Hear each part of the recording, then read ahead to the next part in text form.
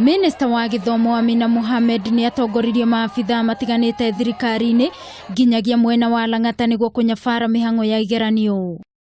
Teachers whose houses are used for any illegal purpose will be sent away and the houses will be closed as crime scenes until all investigations are over.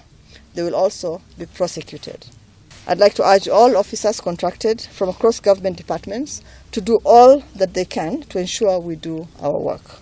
Amina akiuga nginyagia riu mihango iyo ni thiete na mbere uria kwagiriire hatari kihingo giothe, akiuga ekoirwo angieri nguthi hari woici wa igeranio ni marikitie kunyitwo na megukinyo igoti-ini umuthi. For the last 2 years, these are the people who have been leading the rings that are very dangerous, and it is good that they are now being apprehended.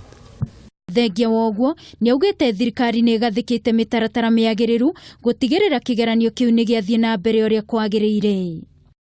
The two were hunted down last night after a long and meticulous investigative process. I wish to promise that these two suspects, who are expected in court today, must serve to show that the existing stringent examination security measures will net all cheats wherever they hide, and they will be dealt with very harshly.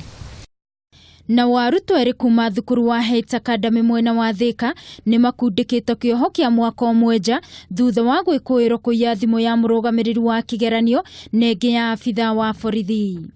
Amina akiuga anyitite miothe mihango-ini ino mehothe hari gutigirira mihango ya igeranio ndina tharario na njira yothe.